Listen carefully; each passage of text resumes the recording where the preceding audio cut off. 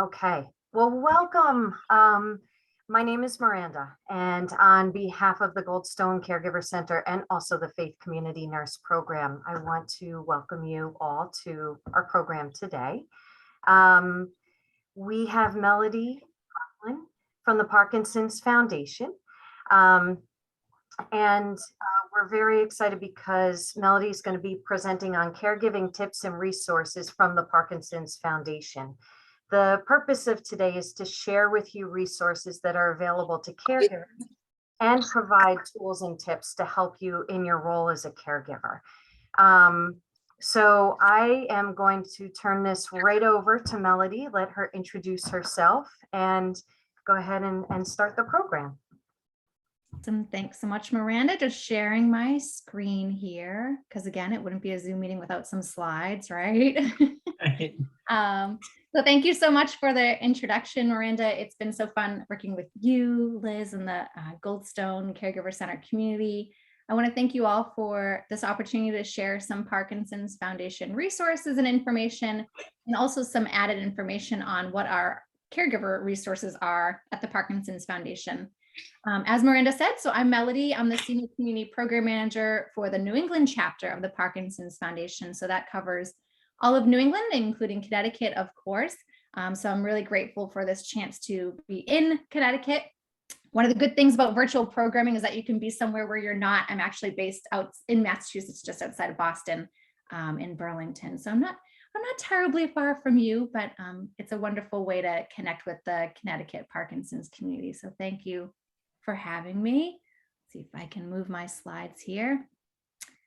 Like I said, I'm just going to sort of do an overview of the Parkinson's Foundation, who we are, what our mission is, what are some key programs and resources we offer, and then move and segue into what our caregiver resources are, because I think that's what's most probably important to this group here. I know we have a lot of caregivers on the line. I'm so happy to share that. I can see a few of you in the audience, but is anyone familiar with the Parkinson's Foundation or have heard of us? I'll try and scan. You can raise your hand or just say yes, no. I see a few head nods this way and a few head nods this way. So I'm happy to see both of those because I'm really grateful to share who we are and to welcome people back to the Parkinson's Foundation. So if you've been to a program of ours or have heard of us, maybe called our Helpline, hello again. We're so happy to see you. So yeah, we're the Parkinson's Foundation. We're the nation's leading community for people with Parkinson's, those who love them, and those who are really working every day to end this disease. We have everything you need to live well with Parkinson's, and we'll get into sort of what that is. For anyone who's not super familiar with Parkinson's itself, I really like to include this slide on what the urgency is. So why do organizations like the Parkinson's Foundation exist? There are 60,000 new cases of Parkinson's diagnosed each year in the United States alone. And there are nearly 1 million Americans living with Parkinson's and 10 million worldwide. It's the second most common neurodegenerative disease after Alzheimer's. I think Parkinson's and Alzheimer's can sometimes get confused with one another. There's sometimes overlapping symptoms. And that's just something I like to point out because Alzheimer's is so prevalent and well known, and Parkinson's comes really right after that in terms of prevalency. And the prevalence, speaking of which, is expected to increase in the next 20 years due to the aging population. And a question we get all the time is, well, what is the average onset? And that is mid-60s. Something we like to also include is, okay, so if I don't know somebody with Parkinson's, whether it be a neighbor, friend, family member, loved one, how does it impact me and my community? We look at things a lot of times in terms of economic burden. The economic burden to individuals, families, and the US government is nearly $52 billion each year. So if you ever hear somebody say, well, I'm not impacted by Parkinson's, why does it matter to me? It most certainly does. And I think this is one of the numbers that really prove that. And so why are organizations like us in existence too? There is currently no cure for Parkinson's, but treatments and expert care can really help to improve quality of life, not only for people living with the disease, but also for caregivers. And so what we do, I try and chunk this out a little bit. Our mission really does translate into what we do. For today, we improve care for everyone living with Parkinson's disease, as well as their family, friends, loved ones, and educating the global Parkinson's community. For tomorrow, advancing research towards a cure. I'll get into some of our research initiatives. And then for us all, building really on the passion, the experience, and the energy of the whole global Parkinson's community. Diving a little bit into how we improve care for people with Parkinson's. You may have heard of this in a number of different chronic diseases, that these centers of excellence, or the concept of which they exist. So we have a Centers of Excellence network. We have 47 centers of excellence. We do not yet have one in Connecticut, but I am hopeful that someday we will have one in each and every state of this great country, where we serve almost 200,000 people annually.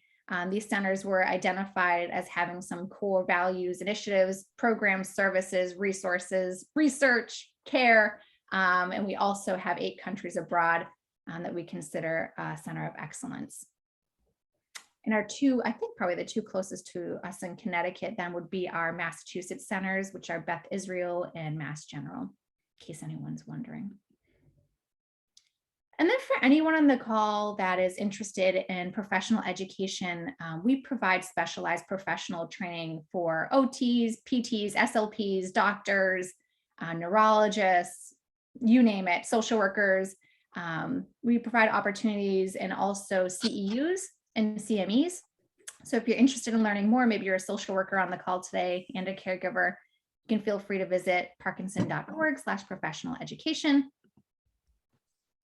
Learning more to live better. I think this is getting sort of into the nitty-gritty of why we're here. I really like to highlight some of our key programs and resources that we have, including our educational books. I have some highlighted here. Our webinars that we offer webinars year-round. We actually started webinars before webinars were cool. I will say that. Everyone's doing webinars now.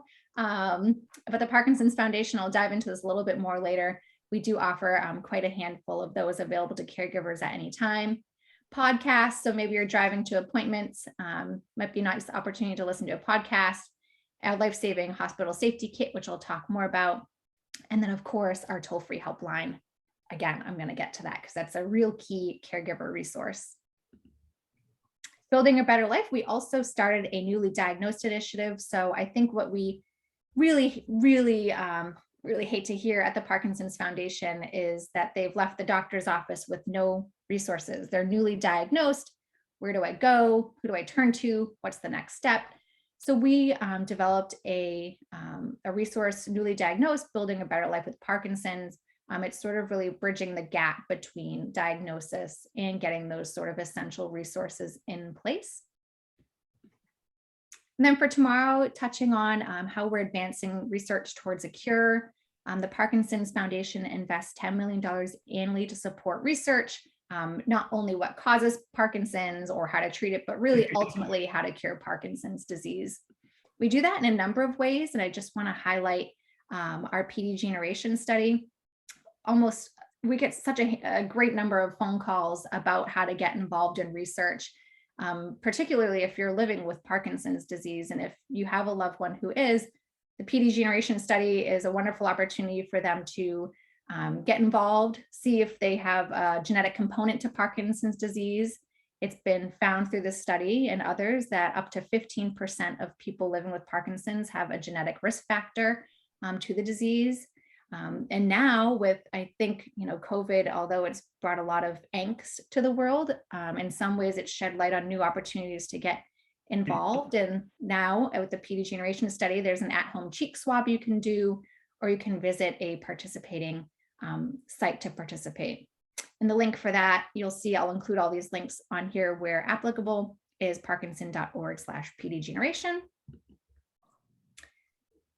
Actually, and I meant to say too, on the research front, I think it's always interesting to think about any disease really, and especially if there's a cure missing, right? You have to think about, there's no way to find a cure without research. And I really find hope in knowing that someday there'll be somebody who survives Parkinson's or is cured of Parkinson's, and there's a really good chance that that person is going to be part of a research study or trial.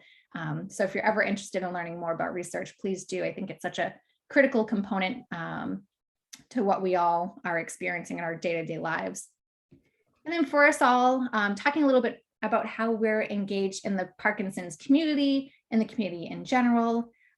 It's really not without the help of volunteers. We have lots of volunteers throughout the country who help us with all of our programming, our events, our outreach initiatives, our advocates, and then of course staff across the country. So I'm one of just a few staff in the New England chapter, but we have chapters all across the country. So if you have a friend or a family member who's impacted by Parkinson's out in the Midwest or California, just tell them to call the helpline, and they can certainly be connected with my colleagues.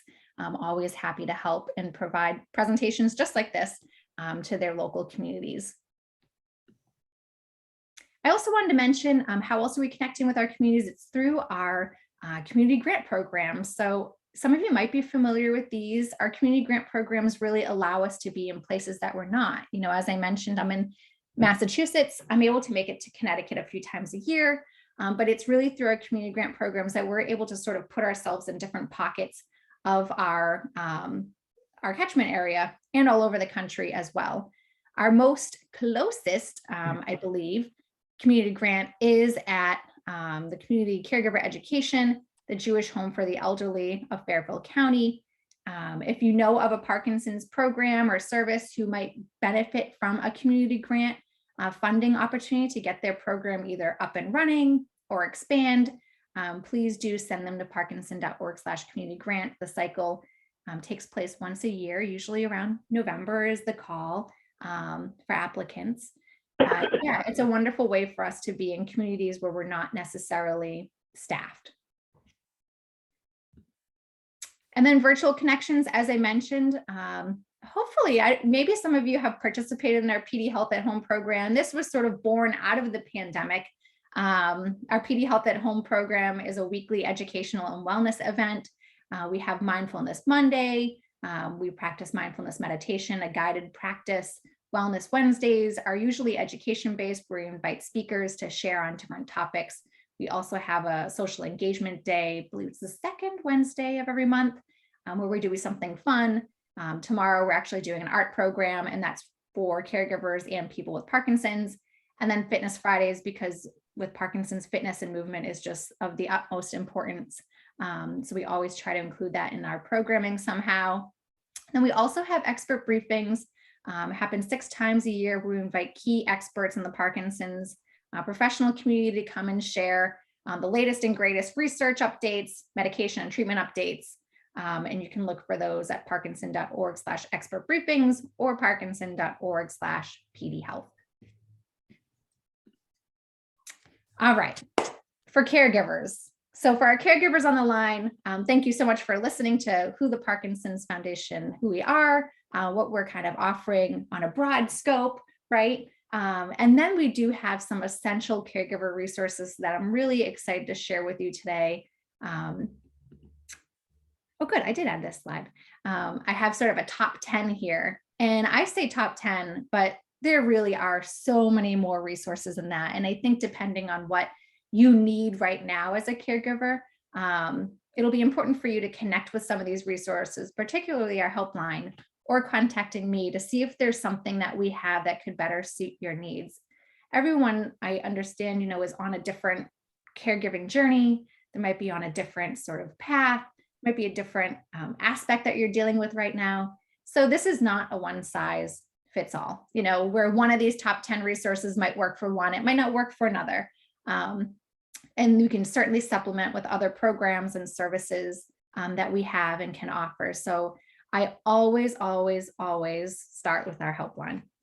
Our helpline is staffed by Parkinson's specialists, nurses, social workers, health educators.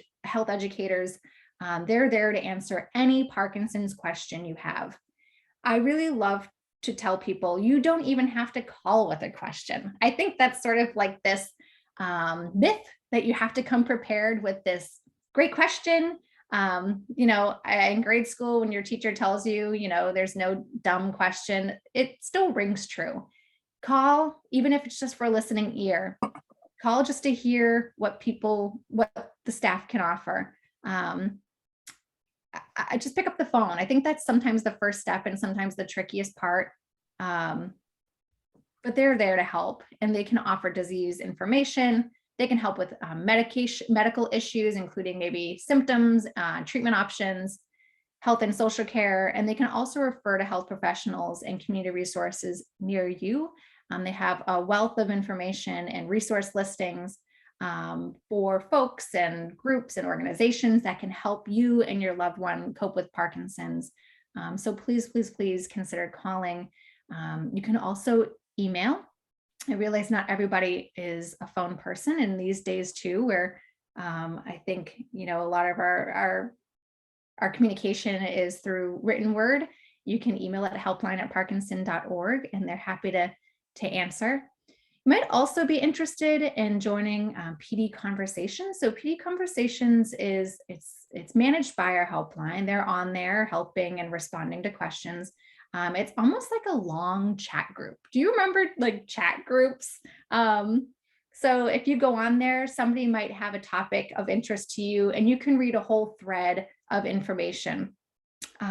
Again, I take these things and caregiving issues very seriously, in that a lot of it is subjective and based on that person. But I think it's helpful to hear, just like joining a support group. That's kind of what it is like an online chat support group, to hear other perspectives, ideas. And it is monitored by the helpline staff. So if there's anything unsafe on there, they will flag it. So please do take that number down, 1-800-4PD-INFO. Even if you have no connection to Parkinson's and would like to learn more, they are always happy to share. And I think that's an easy resource for you to share too. If you know somebody who's impacted by Parkinson's, here's a number you can call. And these aren't people who are living in dungeons with cement walls. These are my colleagues who are across the country answering these phone calls too. And then some more of our care partner resources. I think I have another slide in this, but I'm not sure if I do. Our care partner program, Building a Care Partnership, is a one-of-a-kind. It's a self-paced program. It offers a wide range of videos, journal prompts, and opportunities for you to connect with other care partners about topics that really matter most to you. Similarly to PD Conversations, there's conversations on there, groups, topics that I think that you will benefit from. Again, I think the main piece is that it's self-paced. I think that's so important as a caregiver. I have heard a lot of times it's really tricky to find enough time sometimes in the day to complete even just a webinar. So a self-paced, longer course on different topics like nutrition, treatment, mindfulness, really dedicated to building the care partnership. I think it's really important that this is self-paced and that you're able to tune in and participate as you're able. And then Caring and Coping. This is a comprehensive guidebook. I love this book. I think this is one of our most popular books that we have. You can do parkinson.org/bookstore. I should have put that link up there. I'll share it with you, Miranda. This is definitely one of our most popular books. It's also one of our thickest books because there is just so much in this Parkinson's caregiver journey to discuss. This particular book talks about the earlier stages of the journey as well as later stages of the journey, how to plan ahead, how to really get outside help. How do you care from afar too? That's a question we get a lot on the helpline is, how do I care for my loved one if they're in a different state or even different town and I don't have access to get to them all the time? And then also just some practical pointers. I think that's such a key piece of this puzzle as well. We often talk and think about the big picture, but also what are some more practical pointers? And then our PD library. So this is another really wonderful resource for our caregivers and really for anyone. It's an extensive, I'm talking like extensive collection of books, fact sheets, videos, podcasts, more. Miranda and Liz and our friends at the Goldstone Family Caregiver Center, I sent them this link and they probably were like, holy moly, there's a lot to choose from. Which is another point. If you wanted to call the helpline and express what your needs are, they can pull those out for you. But if you wanted to browse on your own, you can visit parkinson.org/PD library, and it's there that you can find fact sheets on different topics like sleep, nutrition, medication updates, diet, exercise, and then also corresponding videos. So like I said, we've offered quite a few webinars in the past. So these are all sort of housed in the PD library for the most part, or our YouTube channel, which might be, it's not the next slide, but it's coming up. I also want to mention our Aware and Care Hospital Safety Kit. This is a really important kit, and I'm gonna scroll through to see if anyone has heard of it before. If you have, feel free to nod or raise your hand. I see a few nods. Okay, and I see one, I think I see a no. This kit is really cool.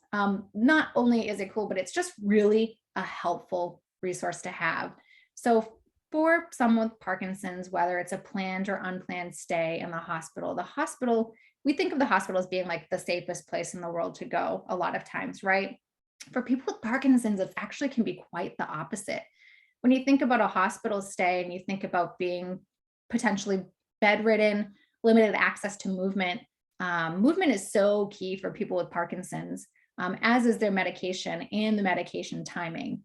So for someone with Parkinson's to have a lack of movement, to have their medication timing off, or to maybe not have access to medication, it can really spiral very, very quickly for people with Parkinson's. So what the Aware and Care Hospital Safety Kit really does is it allows you to put all of that information in this kit, including your medication timing, kind of a little bit of an education cheat sheet on what Parkinson's is and why movement is so important if you can move safely. And you can download this kit online, or you could order the kit at parkinson.org/aware and care. It comes with this cute little like fanny pack, but I've heard from other people that, you know, they keep it in their car just in case, you know, whether, again, it's a planned hospital visit or an unplanned, it's there. You know, their loved one can always bring it to the hospital after. I think it's just a really great resource to have. And hopefully people don't ever have to use it, but you know, people with Parkinson's do end up in the hospital more frequently than their peers. So I think it's just something that for caregivers too, it offers a little bit of peace of mind.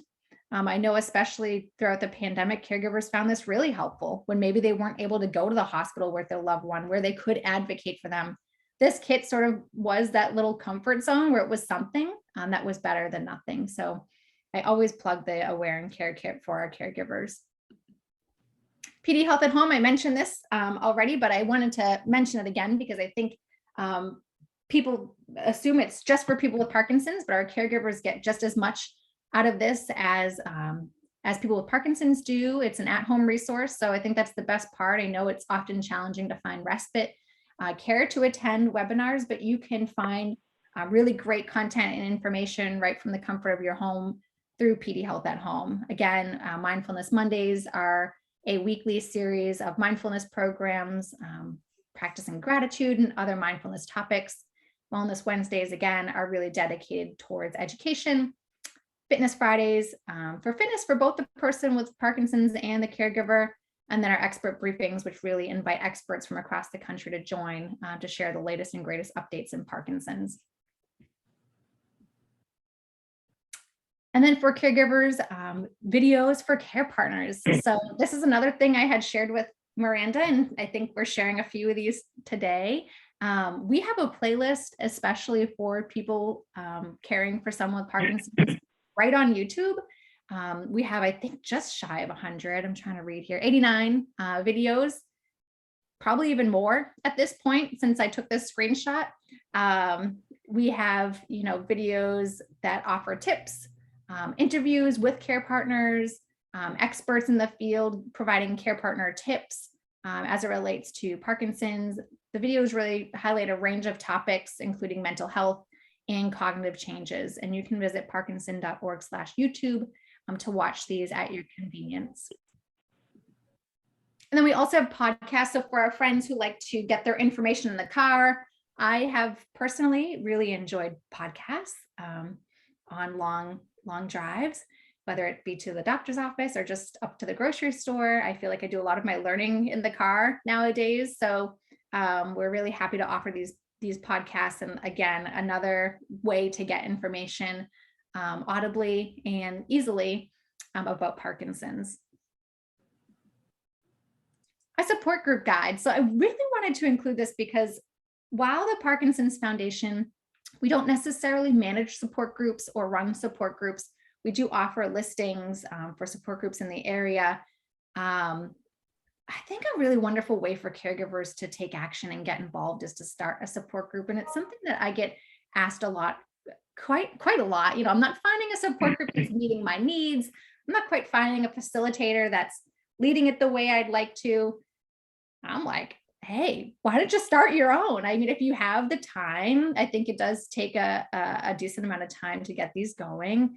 Good amount of willpower and patience and care. But we do offer a support group guide for people who are interested in starting their own support group and wondering just like, how do I get started? How do I invite people? How do I create a format for that? Who is this group for and where am I going to have it? This guide really offers a lot of insights on how to get that going. And again, you can also call our helpline as well to get some additional information on support groups and how to successfully lead one. I believe this is my last for caregiver slide because as I started this presentation, I wanted to note that it's really not a one size fits all. So we do have a section for caregivers on our website, parkinson.org/caregivers, where you can find a great deal of information, no matter where you are in your Parkinson's journey, information on how to care for you, information on how to access and seek out outside help. How do you care from afar? What about home care and end of life? What do those resources look like? What are some national organizations and resources I can reach out to? And then also a little bit more information on our self-paced care partner program. So I like to end there a little bit in terms of resources because, again, what I covered today isn't all that we have. And I want to be mindful of time as well. So, if in question, please visit this website, check out what's listed there. And if you have any questions, you can always come back to me and ask or call a helpline as well. And then another question we always get after these is, okay, well, like, how do I get involved? What happens now? There's lots of different ways to get involved with the Parkinson's Foundation if you're feeling inspired, whether it's just finding an event near you, whether virtually or in person. You could advocate. Maybe you have a wonderful story and you want to share it. We have advocates who are part of our volunteers in general, sharing your story. We have a MyPD story page where people who are impacted by Parkinson's can share their personal story to help uplift others. And then also, I just wanted to end here too. How do you get involved in this community? Super upcoming on June 11th, we do have our Parkinson's Revolution ride. So if we have any cyclists on the call today who are interested in sort of a community event, this would be the event for you. There's 2 locations in Darien, Connecticut, and New Haven, Connecticut, where we have a Parkinson's Revolution ride. Just a fun way to get involved. And you can also ride virtually if you're still not comfortable going to an in-person studio. And with that, I sort of just close on this resource sharing portion of the presentation. Again, I'm here as a resource, but we also have Parkinson.org. And then also our helpline, which are staffed by Parkinson's specialists and my colleagues. And we also, as everyone does, have a slew of different social media accounts that you can follow and get our sort of most up-to-date information on Facebook or Instagram, if that's your thing. And with that, I think I turn it back over to Miranda. And I thank you so much. Thank you, Melody. You guys offer a wealth of support and resources. What I like that you said is that there's no one size fits all. So the fact that you offer resources online, you offer in person or on the phone, subject matter experts to be able to provide resources or support. the fact that there are podcasts. So if someone's on the move, and that's a way to get information. I really appreciate the wealth of what you all offer. We'll allow for some questions certainly towards the end. The thing that we wanted to do as well is to share with you, we did go through the many YouTube videos. What I liked that you said too is that a lot of people do confuse Parkinson's with other conditions such as Alzheimer's. There are so many overlapping aspects of people's functioning and decline and struggles.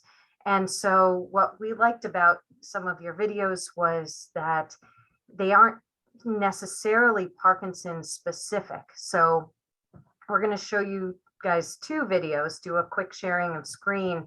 One is 5 minutes and the other one is 7 minutes, just to give you all a little bit of an idea of a little variety of what's shown on these YouTubes. So here, I'm going to share my screen.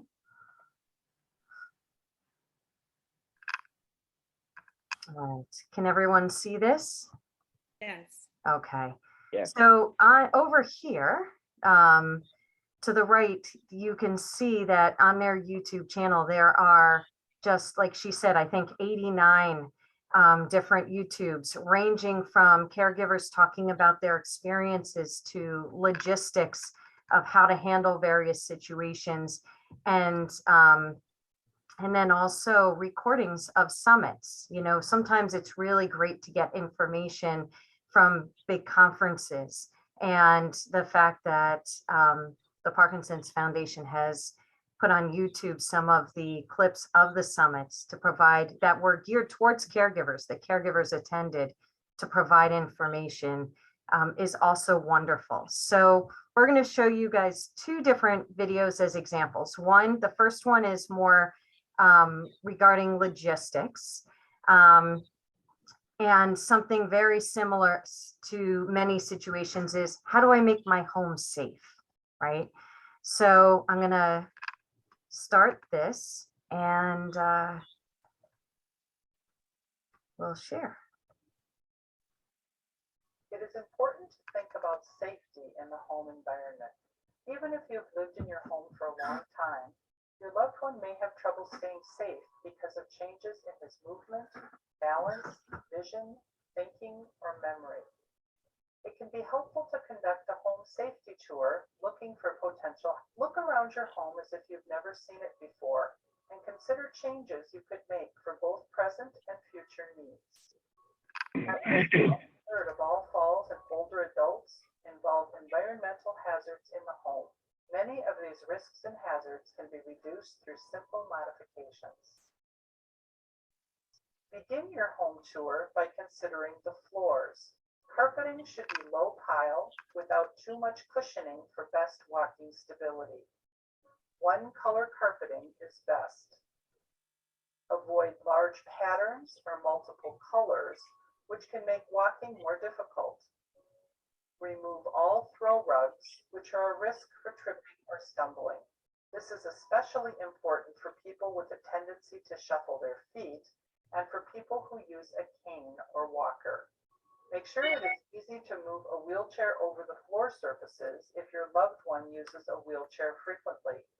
Linoleum or tile floors should not be too slippery. We had talked about having taken up this not very long nap carpeting and putting down a down Berber kind of carpet, but it would have been quite expensive. That we ended up well, we'll give this a try, and it's working pretty well for Levon. It's not the best for a wheelchair. The hallway areas, the public areas, if you're living in a public condo or apartment kind of thing, need to pay attention to the rollover threshold situations, to whether if there's an elevator kind of thing, how that works, and how the flooring works, especially for walkers and wheelchairs. Placing colored tape lines in a doorway can make it easier for people with Parkinson's who have difficulty moving and experience freezing episodes. The tape provides a visual cue for where to place each foot when moving through the door. Taped lines can also be placed down a hallway or in other areas where freezing often occurs. Next, look at the lighting in your home. Is there enough light in all rooms for your loved one to move around safely? Remember that Parkinson's can cause changes to a person's vision. So people with Parkinson's need more light to see well. Add lamps or overhead lights as needed to light up the space. But make sure the lighting does not cause shadows on the floor. Shadows can confuse people with Parkinson's, making it hard to move and increase the risk for freezing. Think about lighting the hallways too, especially the path to the bathroom. Motion detector night lights or tap lights can brighten dimly lit areas. Now turn your attention to the furniture. It is difficult to rise from low, soft chairs or couches. Choose chairs with solid armrests and firm upholstery. Consider adding an extra seat cushion so the seat is high enough to make rising easier. Avoid chairs with rocking or swivel bases, which can make it harder to get up safely. Velvet or velour upholstery may also create more difficulty as the person tries to slide forward to get up. Think about how the furniture is placed in each room. Small enclosed spaces tend to increase falls risk in people with Parkinson's.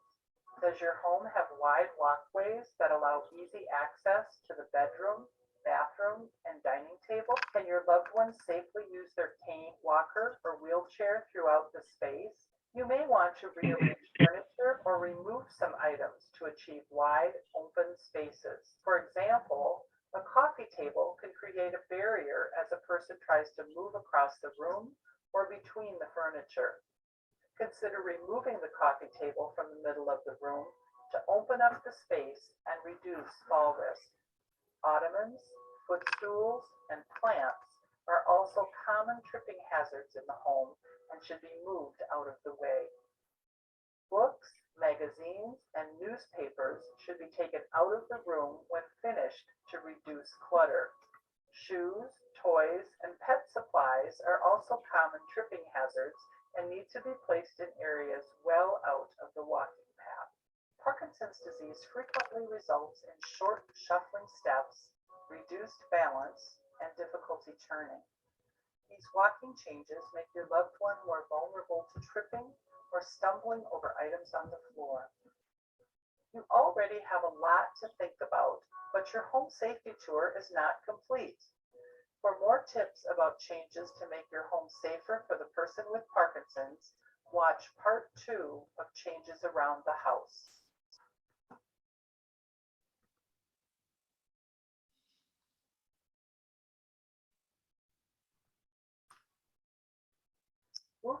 So that was certainly one of the videos, and I like how she said there's a lot to think about. That video may seem very basic, but I think that when caregivers are so overwhelmed with so many aspects of caregiving, it can be helpful to be able to think about very basic things that can be done to create safety in the home. So that's just, there is a part 2, and there are many other videos. I'm just going to show you one more video that is an excerpt from the Caregiver Summit. I'm going to skip down a little bit. This is a woman named Susan Imke. She's a nurse practitioner and also has a husband with Parkinson's. So this is really geared towards care for the caregiver. Just to accommodate the situation. So today I'm going to use the acronym of IDEAS, I-D-E-A-S. We're going to talk really briefly about identity, dignity, emotional integrity, and that's going to be one of the big ones. Then the assessment, and you might cheat and look ahead to page 9 in your booklet, where the self-assessment tool is. And then we're going to talk about sustenance, because sustenance is what you will be taking from the day and our time together today. As a family caregiver, and I'm going to assume that everyone in the room is either in that role or in a paid caregiving role for someone with Parkinson's disease, I find it very difficult to keep myself in sight. I'm keeping everybody else in my sight line. Are my coworkers doing okay? Is my husband doing okay? Are my patients doing okay? And periodically, it is necessary to be very mindful about checking in with myself to say, am I doing okay? And then your personal identity beyond your role as a care partner. What does that look like? And what do you want it to look like? And then lastly, I think all of us have to remember that no matter what those Oil of Olay commercials tell us, 60 is not the new 40. So in addition to asking on our life path, what do our people with Parkinson's disease need to change or delegate or give up trying to do, perhaps in some cases, we need to ask those questions for ourselves. What is not reasonable simply because of the age and stage we're in life? Sometimes I think that marriage is a problem with mood contamination. Here he says, I'm depressed today, and if you really love me, you'd have the decency to feel depressed too. But I find that we spell each other. Do you ever notice that? Only one person per couple is allowed to be psychotic at the time. You know, you can't go down that hill as a team. So let's think about dignity together. Dignity, by Webster's Ben, is the quality of being worth esteem or honor. Proper, key word there, proper pride and self-respect. And you've heard the adage that you teach people how to treat you. Yeah, we're going to come back to that a little bit this afternoon when I'm wrapping us up.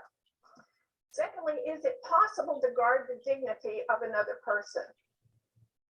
How many of you put some time, energy, passion into protecting the dignity of your person with Parkinson's disease? Yeah, I realized just the other evening that we've kind of quit going out to eat some of the other people because eating is a little messier configuration for my husband at the age of 85 than it used to be. If we do go out to eat, I'm kind of careful who sits where. And, you know, 5 years ago, this stuff wouldn't have even been on my radar screen. So one of the things I've learned with a husband with Parkinson's is because he was thoughtful enough to develop the only illness that I'm really capable of treating. But is that caregiving is a lot like organic chemistry. The lectures is interesting and a little bit fun when I'm roaming around the country talking about family caregiving, but the lab can be a bit. Yeah. And it's really dependent on who your lab partner is. So a lot of things to consider that. And then secondly, about our own dignity, I think all of us need to ask from time to time, how dignified do we really need to be? You know, I mean, you don't have to be at your best, at your prettiest, at your smartest every day, all day long. And once you take that in, and I'm looking at folks of a certain age in this room, I think everybody kind of knows that in all likelihood. So honesty with others is the definition of integrity. It's being honest and fair, being complete, being whole, incorruptibility. Interesting to be talking about that in the presidential election year, huh? A sidebar here, all of you who are in healthcare now, so I do a lot of mental status testing. And one of the questions you would typically ask after what day of the week is it today is who's the president in the United States. But I have taken that off of my list until after the elections because the answers are just too long, you know, so. And then soundness, sound, solid in your dealings with other people, and that's integrity.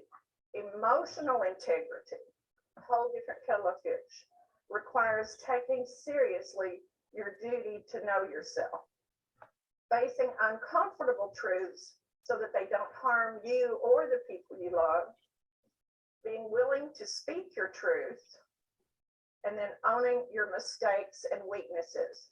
Let me give you a very short example of speaking your truth that I struggled with this week.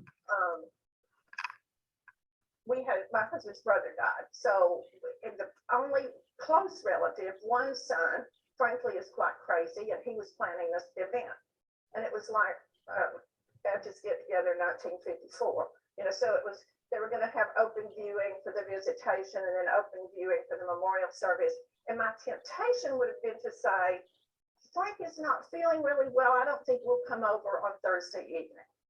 Or to say, other relatives are coming in. I'm not quite sure when they'll get here. And I finally got up the nerve to say, Daryl, you and I have never talked about this, but I need to remember that person who was so special to me, the way he's always been in my mind. I do not want to replace it with a vision of someone already passed. And he was quiet for a little while on the phone, but I felt good later that I was able to speak that, and it's not my usual. I normally would have made something up with absolutely no guilty conscience at all. So learning to speak your truths in love, not this thing that some of the young kids call brutal honesty. That's an oxymoron, but learning to speak your truth is a very important part of this, particularly to your Parkinson's partner, and then owning your own mistakes. Communication is a huge deal, is it not, in long-term relationships? So can you see the slide from back in the back? She's saying, mew. He says, moo, whatever. So it's tough. Making it personal. This is, my husband got a zebra blanket not too long ago, and my daughter thought this was a real cute shot of us. So these are the things that those of us in the caregiving chairs ask all the time. What can I do or not do? I'm talking about your own caregiving responsibility. I make some home visits now in our practice. I'm in a private practice in the Dallas-Fort Worth area. And I often say to people, the job is bigger than the worker. I told a wife last week, if I owned a nursing home and she needed a job, I would hire her, but not for 3 shifts a day, 7 days a week. The people's sometimes we need a ruthless assessment of what we can and cannot do. When should I help or hold back? How often do you ask that? I mean, it's a constant tension, not necessarily in a negative tension way, but it's a constant awareness of when to jump in and when to let them struggle with dressing or decision making or whatever it is on their own. And then when should I share and not share? I think that's the toughest, particularly in a marriage or couple situation where you've always been partners in every decision, in every activity for the most part. And now sometimes there's greater wisdom in need to know basis for communication. And I find that exquisitely painful. So we need to take care of ourselves. And that's what today's about. Sustenance, I would encourage you to start embracing new challenges. Make an effort today to live in the moment. What does that mean? It sounds like something right out of a Methodist growth group, but what does that mean? To live in the moment. What it means today for us together is to turn off your cell phones. Now, if you've got somebody next door, you can be exempted.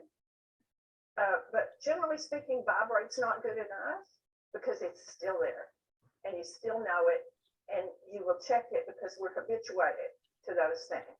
But just 1 hour at a time today, vow to yourself and, if you will, kind of as if we're a covenant group, to plug into just what's happening here and give that a try just this one Monday. Stay tuned and be aware of things that happen during the day that might create sustainable change. And that will be my theme for the afternoon. And then today, we're going to be each other's support group, not this one necessarily. So that is our mission for today. And I would suggest to you that if you can do those things by 4 o'clock this afternoon, you will be changed. In what way? I don't know. But you will be changed if you can gather the most out of our gathering. Thank you very much, and I'll see you this afternoon. So that was yet another type of video. She brings up a lot of, I think, points about self-care and how to proceed through the many challenges of caregiving from a little bit of a different perspective. So that was just kind of a sampling, very short sampling of what's offered. But I know we have a few minutes left. I'd love to open it up. There was some conversation in the chat. And, you know, I think that it can be really hard the comment was how to best encourage the person you're caring for without annoying them. And I think that's a very common feeling. Again, that those boundaries, how much do you push? How much do you hold back? How much do you empower to do? How much do you do for? And I think those are universal feelings and concerns of caregivers on a lot of levels. So I want to open it up. Does anyone have questions or comments? Anything you want to say to Melody?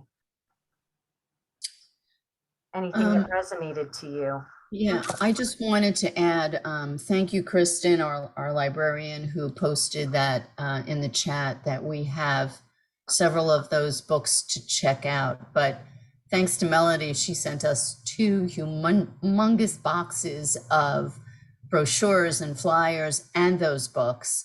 So we have plenty for taking. So if you want any, or you have some to pass on, kind of in our back conference area, we have a lot, or check in with any of us here, and we're happy to give you some of the other flyers and postcards and, you know, all those resources that Melody gave us, which are online, but also if you just kind of like to have something in paper. And I will validate that is really some book, the coping book for caregivers. It has a lot of information. So thank you,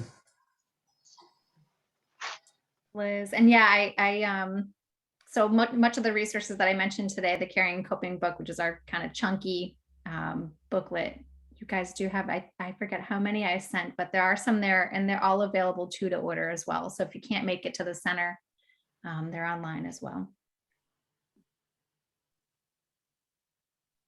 Does the hospital have the care kits? I think I gave you guys 1 or 2 as a sort of a demo. You're welcome to give them out because they do, the production cost is a little bit higher for those. We don't send out too many, but they are available to order online.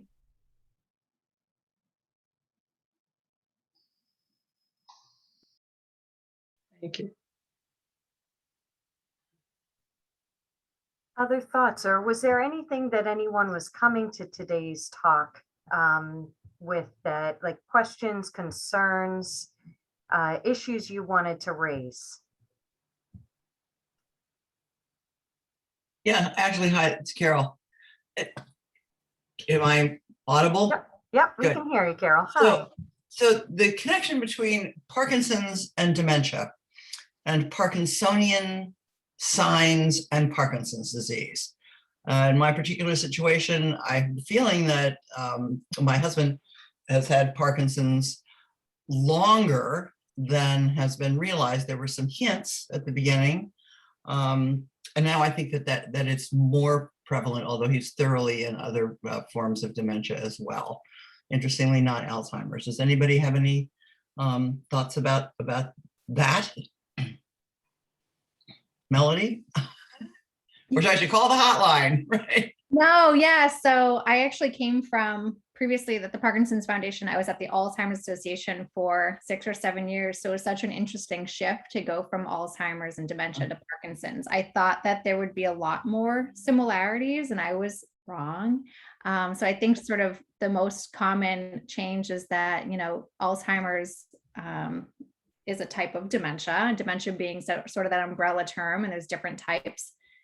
One is Alzheimer's, one could be Lewy body dementia, which is most similar to Parkinson's. And then there is that Parkinsonian dementia. And not everyone with Parkinson's experiences cognitive changes necessarily, or dementia or memory loss.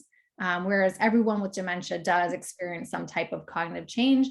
And also Parkinson's is more of a there's lots of non-motor features with Parkinson's, but Parkinson's is more of a movement disorder. It's kind of classified as a movement disorder, whereas Alzheimer's might not necessarily affect movement as much. It certainly can, right? There's like always this like weird crossover. But yeah, that's sort of the main distinction. And whereas, you know, Parkinson's, dopamine is affected in Parkinson's. And this is revealed by brain tests or what? I mean, also the other thing is dyskinesia that my husband has now started doing, repetitive, much getting up, sitting down, getting up, sitting down, getting up, sitting down, just nonstop. And he doesn't talk either. So we don't go like, why are you getting up and down? So, you know, is that Parkinsonian or is that Parkinson's? Are any clues? Dyskinesias are associated with Parkinson's. You know, not being a neurologist myself, it could be caused by a number of things. And also depending on like what time of day it's happening. You know, is it a time, you know, is it a time of day where the medication is wearing off if they're on Parkinson's medication or not? You know, perhaps that's a medication adjustment. Again, not being a neurologist, that's something that, you know, they would have to sort of figure out, like, what time of day is this happening? Is it a time of day where activity is minimal? Can it be improved with more movement or structure in the activity? There's so many factors that play into that. But that's more information than I've gotten so far. So congratulations. Oh, good. But yes, to your You point, win the prize. Thank you. but to your point, yes, that is absolutely a question our helpline gets every day. You know, what is causing my husband, my loved one's dyskinesias more today than it did yesterday? And yeah. Thank you. It's great. All right, thank you. Maybe you are a neurologist. No. Maybe in my next life. Yeah, thank you. Were there other questions? Go ahead, Adeline. Yeah. I think Sue was going to say something, then I'll jump in. Oh, I'll just say real quick, thanks, Addie. You're so sweet. This is just so helpful to me because my brother's in Maryland, and so I'll be helping him long distance. And it's wonderful to have all these resources and know about the helpline. So thank you very much. Thank you. If someone sees a slight shaking of the hand, would that be a very first sign, even though the person seems intact, you know, nothing other than that? Or could that just be anything? Any thoughts about that?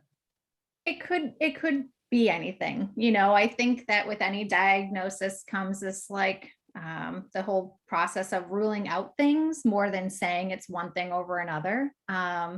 It doesn't necessarily mean it's Parkinson's. And I think I was surprised to find out that a lot of the first symptoms of Parkinson's don't really have anything to do with tremors or movement. You know, it could be something like a sleep disturbances. It could be small writing. I think that was sort of came as a shock to me when I started here 2 years ago, that it's not always necessarily a tremor in one hand or the other.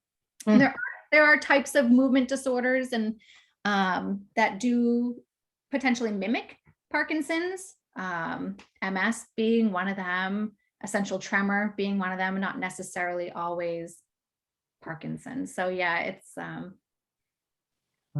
thank you. Symptom of many. Thank you so very much. Thank you, Melanie, Miranda, and Liz, for sure. I have to leave. I thank you very much. Bye now. Right.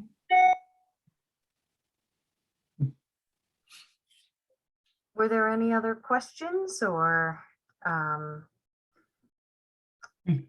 thoughts for Melody? I just wanted to add to Carol too, and I didn't mention this about the dyskinesias because I know that's experienced a lot too. And I mentioned off time and on time, which is experienced a lot in Parkinson's.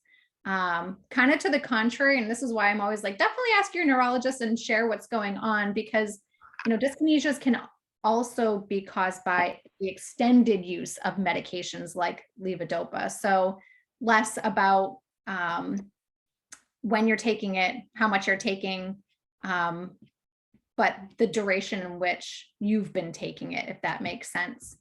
Yeah, I it just does. wanted to, yeah, I just wanted to loop back in on that because it does increase the level of dopamine in the brain, and it could, there's something there. Again, so proving my point, I'm not a neurologist, but I don't believe you anymore. yeah, don't believe me. Don't believe anything I say. But that's why it's important to sort of monitor these changes and see like when are these changes occurring, because it kind of helps figure out what's the cause for dyskinesia. I mean, and is it harmful? I mean, sometimes, I mean, that's the other question. A lot, since he is almost completely nonverbal at this point. Never was a big talker, but this is not at all the same. He is getting some exercise, getting up and down out of the chair again and again. Is it, causing any damage? Or it's hard to know. The dyskinesia, is the dyskinesia causing damage? Right. I'm not sure. I can't say with complete, certainty. Okay. It's a great question though. I mean, one of the things that happens is apparently he has trouble sleeping. So they're giving him something, I've forgotten the name, Travazone, something like that to sleep. So he's not taking a lot of medications, but some, and they're trying to, he is in full-time memory care residence now. So this is, getting juggled around. The bouncing up and down is kind of a new thing. Okay. Yeah, and even not even necessarily physical harm, but it can be, if he's aware of these dyskinesias, it can be annoying, right? I mean, it's just I have no idea whether he's aware of it or not. Yeah, quality of life things that over time get frustrated and compounded, and yeah. Well, it's not causing him to miss his choral group recital. Let's put it that way. Good. Yeah. Which is so far from anything he's capable of doing at this point. So painful. So thank you again. Well, thank you. And thank you so much, Melody. One of the reasons why we held this program this month is because April is Parkinson's Awareness Month. And so we certainly wanted to highlight resources that are out there for caregivers, because as Melody said in the beginning, there are limited resources, and in Connecticut specifically. So with the way technology is today, it's so nice that there is greater access to resources regardless geographically of where we are. So I hope that this was helpful and certainly informative to anyone who's impacted by Parkinson's, knows someone who's a caregiver for somebody with Parkinson's. And I certainly encourage the distribution of this information and resources that are out there. Kristen, thank you for posting various things in the chat. I see you posted something. The final post is an article. Yeah, I wasn't sure of the speaker's name to get it directly to her, but that is an article on PubMed about pain in movement disorders. And is there pain in movement disorders? We can go offline with her if I can get her name, but I can catch it in time. I'm sorry. All right. There is a wealth. Thank you, Kristen. There is a wealth of information out there, certainly. So want to thank you all for attending today. And Melody, thank you so much for taking the time. We know that you are very busy this month, but it's a pleasure to have you. Thank you. And I think this is like presentation 5 out of 5 where I've done it for Parkinson's Awareness Month and probably have failed to mention Happy Parkinson's Awareness Month. Yesterday was World Parkinson's Day, so we missed it by just one day. But I want to say thank you to you guys. Are you kidding me? I love these opportunities to be able to get out and see people, meet people, and what great work that the Goldstone Family Caregiver Center is doing. And geez Louise, I feel like this should be like replicated everywhere. So kudos. Really appreciate the invite. Thank you. Thanks, everybody. All right, everyone. And thank you so much. Have a good day. Thank you. Bye-bye.